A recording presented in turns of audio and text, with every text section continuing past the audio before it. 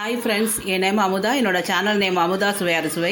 இன்றைக்கி நம்ம நார்த்தில் ரொம்ப ஃபேமஸான டால் மக்கானி தான் பண்ண போகிறோம்.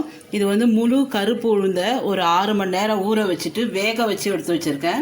அது கூட கொஞ்சம் ராஜ்மா அதையும் போட்டு நல்லா வேக வச்சு ஒரு 4 விசில் நல்லா வந்ததுக்கப்புறம் அதை எடுத்து வச்சுருக்கேன்.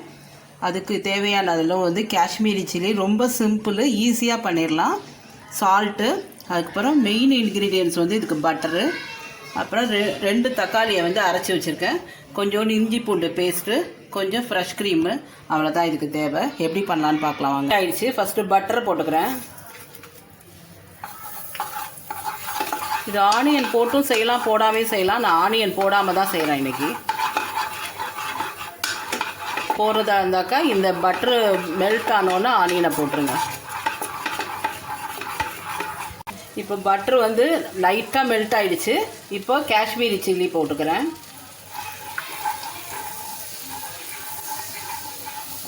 காஷ்மீரி சில்லி போட்டு கொஞ்சம் அந்த ஸ்மெல்லு போன உடனே போட்டுக்கிறேன். பியூரி ஆட் பண்ணிக்கிறேன். 2 தக்காளி அரைச்சி வச்சுருக்கதை ஆட் பண்ணிக்கிறேன்.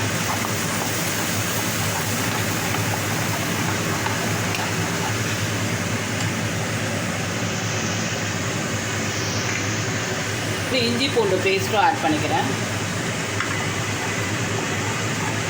இது நல்லா சுண்டி வந்ததுக்கப்புறம் நான் என்ன பண்ணுவேன்னு சொல்கிறேன். தக்காளி எல்லாம் சுண்டி வந்துடுச்சு. இப்போ நம்ம அந்த டால் வேக வச்சுருந்தோம்ல கருப்பு உளுந்து, அதையும் இந்த அப்படியே ஆட் பண்ணிக்கிறேன்.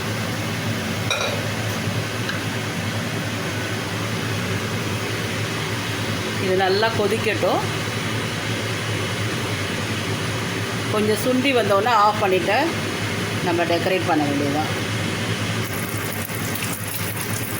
இந்த டால் மக்கானிக்கு வந்து கடைசி ஸ்டெப்பு வந்து கொஞ்சோண்டு பட்ரு போட்டிருக்கேன்.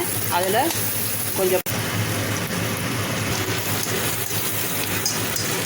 இந்த பூண்டை நல்லா ஃப்ரை பண்ணிவிட்டு கடைசியாக இதில் கொஞ்சோண்டு ஆட் பண்ணிக்கேன். இது கொஞ்சோண்டு நிப்பாட்டி வச்சுருக்கேன். எதுக்குனாக்கா கார்லிக் நான் பண்ணுறதுக்காண்டி கொஞ்சம் நிப்பாட்டி வச்சுருக்கேன். இதை போட்டுட்டு கடைசியாக கொஞ்சோண்டு கரம் மசாலா, இதனால தான் அவங்க வேணும்னா போட்டுக்கலாம். எனக்கு அந்த ஃப்ளேவர் பிடிக்குங்கிறதுனால நான் லைட்டாக ஆட் பண்ணிக்கிறேன். டால் மக்கானிக்கு வந்து நம்ம வந்து ஒரு நான் பண்ண போகிறேன். இது என்னென்னா பாதி தான் வந்து கோதுமை மாவு. கோதுமை மாவு வந்து 2 கப்பும், மைதா மாவு 2 கப்பும் எடுத்திருக்கேன். அது அவங்கவுங்களுக்கு தேவையான அளவு போட்டுக்கலாம். கொஞ்சோண்டு தயிர் ஆட் பண்ணுறேன், கொஞ்சோண்டு சுகர் ஆட் பண்ணிக்கிறேன், கொஞ்சோண்டு உப்பு ஆட் பண்ணிக்கிறேன். எப்படி பிசைகிறதுன்னு காமிக்கிறேன் நானுக்கு.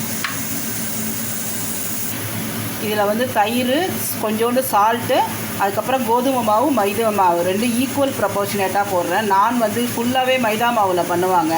நம்ம ஹெல்த்து இதுக்காண்டி நான் வந்து பாதி ஆட் பண்ணுறேன்.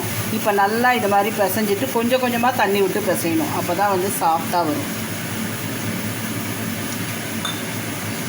இது நல்லா பிசைஞ்சிட்டு ஒரு 1 hour வந்து நல்லா ஊறினதுக்கப்புறம் போட்டோம்னா நல்லா சாஃப்டாக இருக்கும்.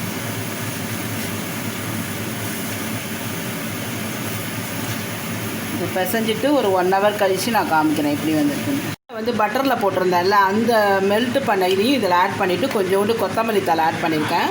இது எப்படி நான் பண்ணுறதுங்கிறத காமிக்கிறேன். இந்த மாதிரி ஒரு பக்கமாக இந்த நம்ம சப்பாத்தி போடுற மாதிரி ஃபுல்லாக போடக்கூடாது. இந்த மாதிரி ரோல் பண்ணிவிட்டு ஓரளவு திக்காக தான் பண்ணணும். ரொம்ப மெல்லிஸாக பண்ணாக்கா அது வந்து இதில் சரியாக வராது. இந்த மாதிரி இது பக்கம் ஒரு பக்கம் தண்ணி கொஞ்சமாக அப்ளை பண்ணிக்கிறேன். இந்த தண்ணி இருக்கிற சைடு தான் தோசைக்கல் பக்கம் வைக்கணும். நான் எப்படி வைக்கிறேன்னு காமிக்கிறேன் பாருங்கள். தவா போட்டிருக்கேன். தவா சூடாயிடுச்சு. இதுதான் வந்து தண்ணி உள்ள பக்கம், அதை தான் இப்படி போடணும். அப்படி போடும்போது நல்லா இதில் ஒட்டிக்கும்.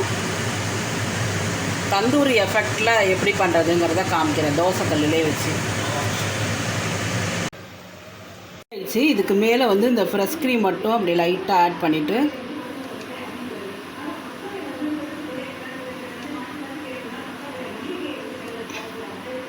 ஃபேமஸான டால் மக்கானியும் கார்லிக் நானும் ரெடி ஆயிடுச்சு. இந்த வீடியோ பிடிச்சதுன்னா லைக் பண்ணுங்கள், ஷேர் பண்ணுங்கள், சப்ஸ்கிரைப் பண்ணுங்கள். பக்கத்தில் இருக்க பெல் பட்டனை ப்ரெஸ் பண்ண மறந்துடாதீங்க.